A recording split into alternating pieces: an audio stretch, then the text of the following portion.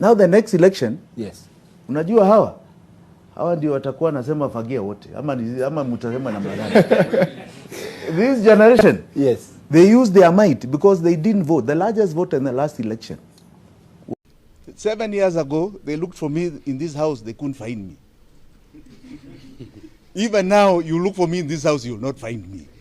So please, musijaribu tena. You're wasting your time. Yeah? If you want me, it's a simple summons and I'll appear where you want me. Stop looking for me in this house. You'll never find me. Never. Please. Sisi wajinga. We are not born yesterday. And I want to address William Samoei Ruto here.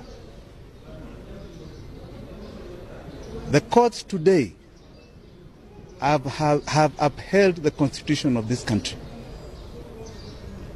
And you seem to be trying to live in an era that has long passed. William Ruto, why do you fear me? If you fear me, be a man, come and deal with me properly, kiwanjani ya siasa, not in my home, terrorizing my family, and not in these courts with trumped up charges. You are afraid that we are redefining the politics of this nation. We are moving away from a myopic tribe and region. Your useless kutenga and lies. We have now moved to the realm of the truth and issue-oriented politics, based primarily today on the economy of Kenya. Debate me on the economy. Don't try and create criminality in your muck. I'm not going to join your pigsty.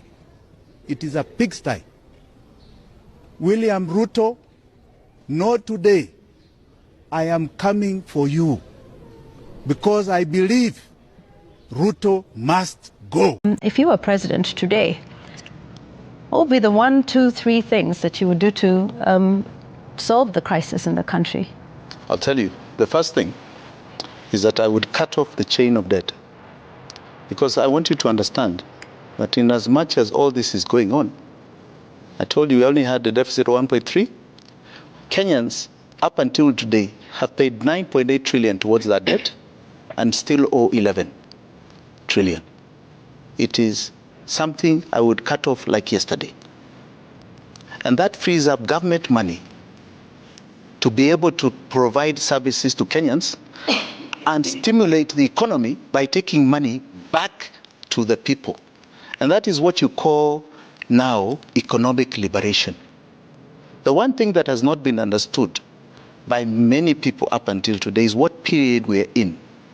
We went through the political rights period, which is about cutting up this cake for seats, as they are trying to do now. Nobody cares about it because we passed it. The 2010 Constitution gave us our rights.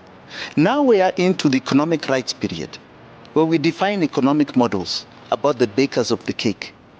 I, for example, am a capitalist who believes in an essence of social democracy, social justice. Okay? And I must create my model. This is the defining moment of ideological economy, ideological politics. I myself will be very interested to see the private sector be the driver. So I'll never take their money. I don't need it. If we legitimately owe IMF, and it is in the budget, we'll ask those that we paid illegitimately to return it. To return it. Because as I told you, we have paid almost 10 trillion to this debt. That is still at 11 trillion, never coming down, just growing. You have to know, yes, certainly, there will be consequences because they will look at Kenya as a credit risk. No. They will increase the credit rates. So there will be a period where you will have to deal with some of the consequences of a decision like that. Now, the question is, what would you be able to do to mitigate some of the consequences? Yvonne, you want us to live in fear. No, it's not fear. No, You're it's not fear. Fear of this happening. No, I'm Jimmy, sorry. Jimmy, it's not fear. Let me answer. There are consequences, though. Let me answer. How would you deal with it? Let me answer. First and foremost, forget about that fear mongering. International community, this or that. Sijui nani, this or that. I'm sorry. No matter what they do, we can live within our means. We don't need them. So why do they want us on a chain? Why do they want us on a chain? If we legitimately owe IMF and it is in the budget. We'll ask those that we paid illegitimately to return it. To return it. Because as I told you, we have paid almost 10 trillion to this debt. That is still at 11 trillion, never coming down, just growing. So let's not live in fear as a nation. Let us not live in fear. I don't live in fear, right? They say when you fear nothing, right? Then what? Those Gen Zs that went to parliament, what did they fear? A bullet? And after the bullet, they still went into the chamber. They succeeded. And it's very sad that they were killed. Over 200 have been killed. We mourn them. They are heroes. Let us not live in fear. What consequences? We can live within our means. We don't need their money. We are moving away from a myopic tribe and region. Your useless kutenga and lies. The government, previous government, Ruto government, took a total of $7 billion Eurobond. Huh? 7 billion. In that tenure? Yes. In the 9 years? Yes, 7 billion. They took 7 billion. We are just talking about 2.8 here. They took 7 billion. There's another 4.2 somewhere. Yes. Which they also took. All right. Where did it go? It definitely was not earmarked for any specific development project. Can we see where it went? Because like I keep saying, it's like in the air. It means it did not even enter. We don't even know whether it entered the consolidated fund. Then this is my question that I wanted to then ask. Yes. Because money just doesn't disappear. It never does. It never does. Do you know where we see People move it. Do you know where we see it? And there's a trace of this money. And like I keep saying, if you put billions somewhere, you will see it. What happens? So is there a trace of where this money went? What there is a trace of in the records of government is the payment of those loans, but not the receipt. So the payment of the loans are what are indicative of what? Yes. Yes. Oh, yes. Mm-hmm. From the consolidated fund, you see the payments. We are paying heavily. Interest, but is there high interest? You know, today it's more painful than last year was. And just go through the litany of what Kenyans are going through today. Number one, as I speak now, there's a Kenyan who is unable to access healthcare services because Chief Shah has failed. And he was previously in NHIF that could take care of him. Number two, William Ruto has attempted to bring in Adani Group into Kenya. Adani has now been indicted by the US New York court as somebody who was engaged in acts on corruption. In fact, there's now a warrant of arrest on Adani. He will find safe custody in Kenyan State House, while in the US, he belongs to jail. Number three, the killings of Gen Zs. We lost over 67 Kenyans killed by police officers. To date, we've not seen accountability. Not a single officer has been arraigned in court to answer for the deaths of these young people. Number four, we have abductions going on in this country. Many Kenyans have been abducted, have been forcefully disappeared, and the Kenya National Commission of Human Rights has documented all these instances of abductions and forced disappearances. Number five, we have the botched Haiti mission. When it started, this was a US-Kenya mission. A mission that now we are told is now the burden of the Kenyan taxpayer to pay for it. We didn't have any interest in Haiti. In fact, as it is today, there is not even a single coin that we trade between Kenya and Haiti. Why should we send our police officers and spend our own money on an Haiti mission? Number six, we have the refoulement and extradition of foreign nationals. Kenya has now turned to become a playground of foreign mercenaries who come into this country. They take anybody they want out of this country. They don't recognize our sovereignty, and the commander-in-chief does not defend the sovereignty of the people of Kenya. Number seven, we have a parliament that has failed. These parliamentarians, these ones, were cancelled by the people of Kenya on the 25th of June 2024. Just because they don't listen to the voice of the people, they don't represent the people who voted for them anymore. They now represent the executive. When Kenyans go to them and tell them, 90% of Kenyans, we reject this particular bill, these parliamentarians ignore the voices of Kenyans and decide to go the route of William Ruto or Kenya Kwanza. To them, Kenya Kwanza is greater than the people of Kenya. They've lost their mandate. They've talked about party position. No, that's what I'm saying. To them, the party is greater than the people of Kenya. When you are sitting as a parliament, you are not sitting as a parliamentary group of a political party. You are sitting as a sovereign body that is in charge of representation, oversight, and legislation on behalf of the people, not on behalf of your political party. Number 9, we are witnessing a total collapse of the Kenyan economy as we speak today. More people are losing jobs than they are gaining. In fact, companies are all declaring, most of them are now declaring redundancies. It is actually a surprise. The only group that seems to be declaring profits are banks. And banks are declaring profits because they are trading with the Kenyan government on odious debt. They are taking illegal debts using taxpayers' money, and they come back to the same taxpayer to collect taxes to pay for those higher interest rates. Number 10 is the issue of odious debt. These ones have overseen a collection of illegal debts by the executive, where you are seeing debts being taken by Kenya government that are not applied to any particular project. And Parliament is quiet. Parliament has not even approved domestic borrowing. Parliament has not approved some of the illegal foreign debts, external debts that they're taking. And when you talk about Eurobond, that William Ruto managed to avoid the debt distress. No. What happened was Eurobond was before at 5.6% interest rate. They did a refinance at 10.5% interest rate. If you thought the problem was paying interest of 5.6, you went and took an interest rate of 10.5. It is even more. So you actually exposed the country more. And debt is taxed in advance. Number 10, we have a Supreme Court. Number 11, we have a Supreme Court that seems to be out of touch with the people of Kenya. What the High Court, what the Court of Appeal passes, Supreme Court seems to have its own constitution. Number 11, we have a legacy of lies. Now, the summation to me is this. William Ruto needs to do the Kenyan people the honors. Today, at his State of the Nation address, he should say, I'm sorry, I have failed you, I have not lived true to your constitution, and the most I can do as a law-abiding citizen who respects this nation and the people of Kenya, I tender my resignation as your president. Can you choose somebody else who can live by your constitution? It is not me. Okay, Joe. 11 strong points. What should the... Today, the president is ashamed to meet people, to face people, cannot face people.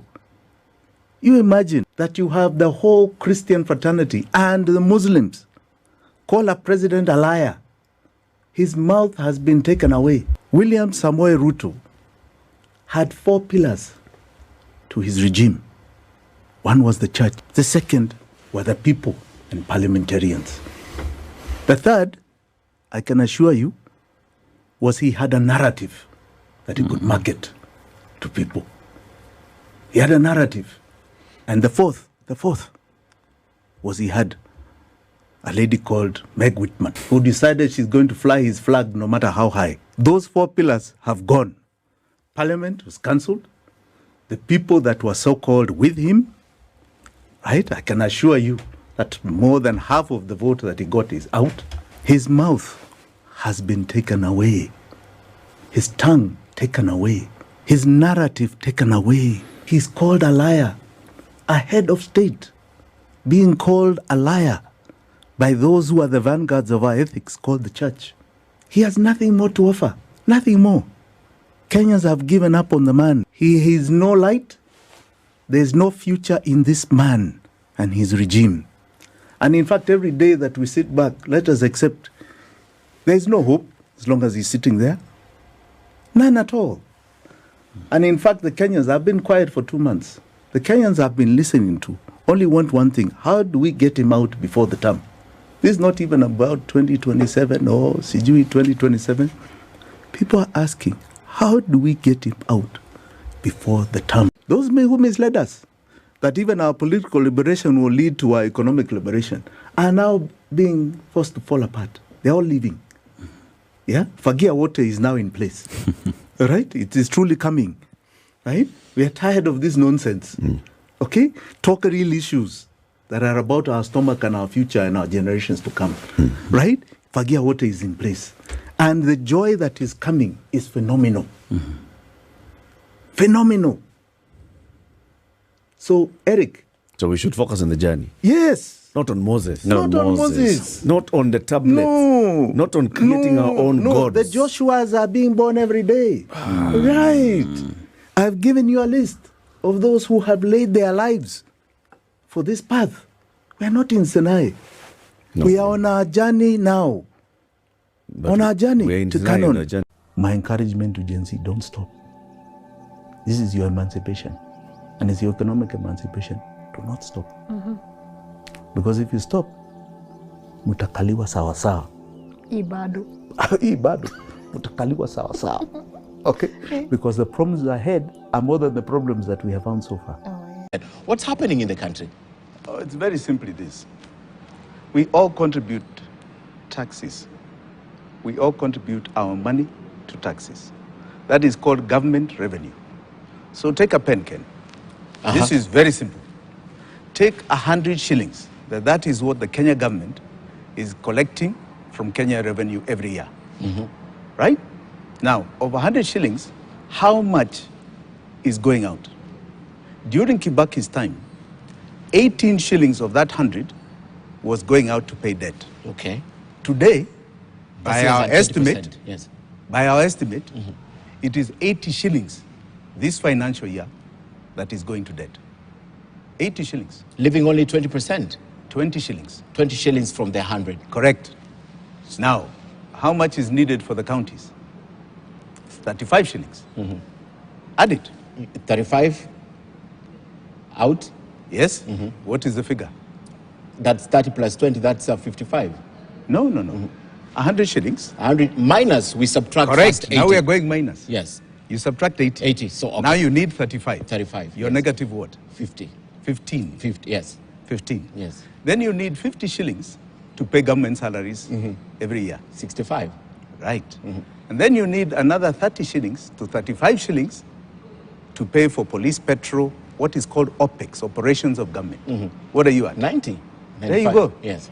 That is why we have a problem. So we have now reached a borrowing of recurrent expenditure of 100% of our revenue. Explain. In other words, for every 100 shillings we give the government every year, it is borrowing another 100 on top of that to service itself. It's like in your home.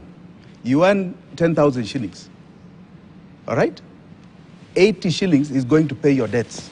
So now in order to live your life, to put food on your table, to put petrol in your car, to pay for your bus transport, to pay your electricity bill, to pay for rent. You have to borrow. You are borrowing another 100, another 10,000. So you are at 20,000. You are borrowing 100% of your revenue for recurrent expenditure. How has the country been running then? It is a disaster that is here with us. That is what I've been saying. The biggest outflow of our money is this thing called debt.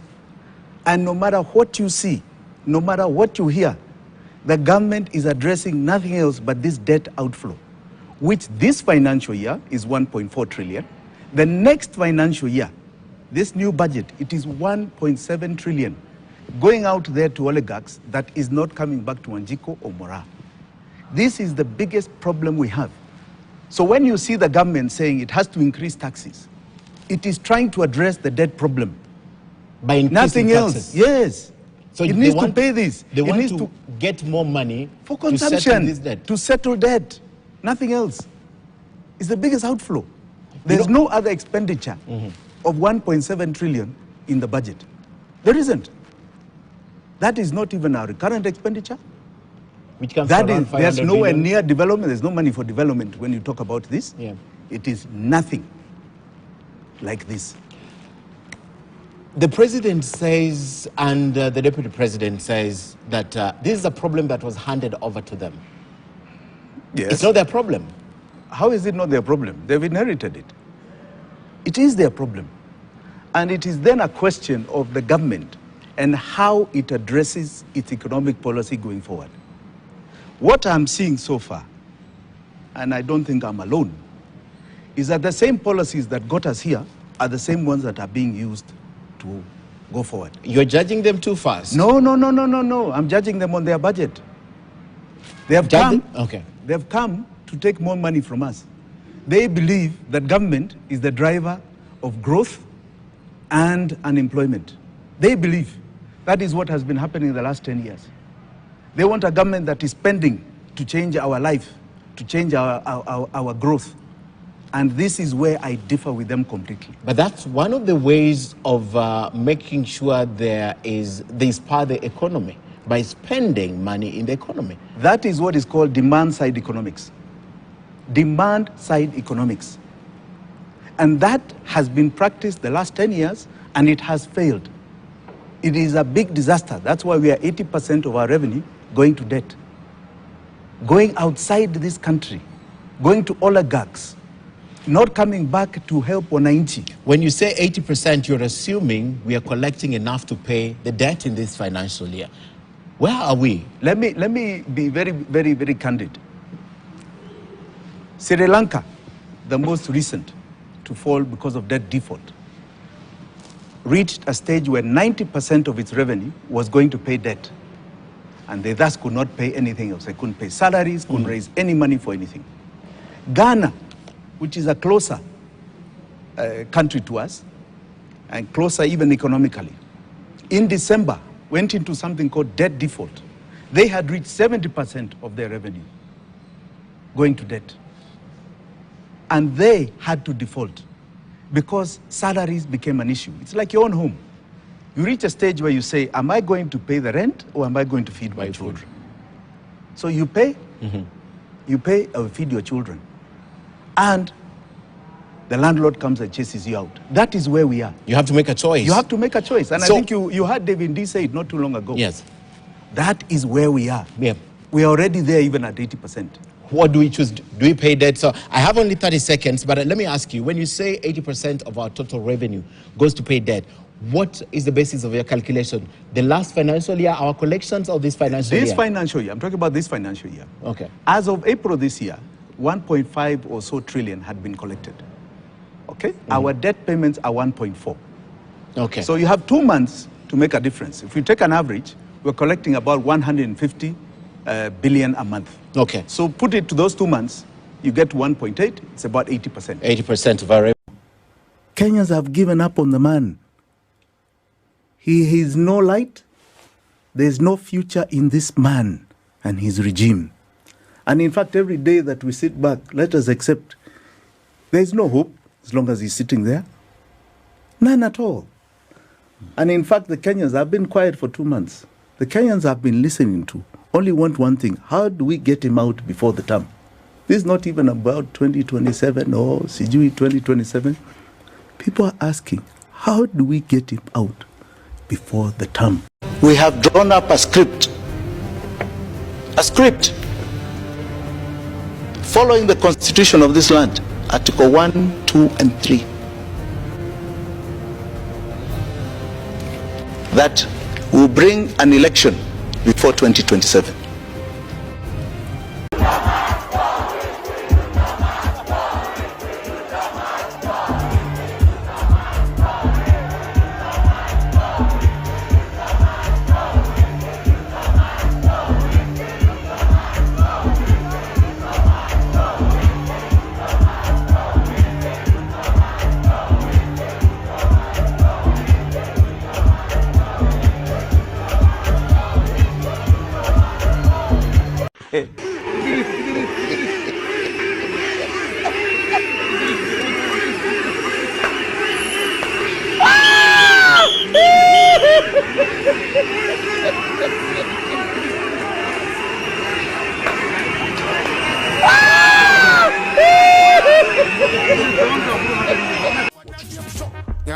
You like me, why them a fight me? You like me, chewing a bone with a bitey. You like me, chewing a bitey. Don't like how I do. We don't trust them even if we bust them. We don't trust them, stay far, not touch them. We don't trust them, we'll be a man, not sub them. Informer, me say you must them.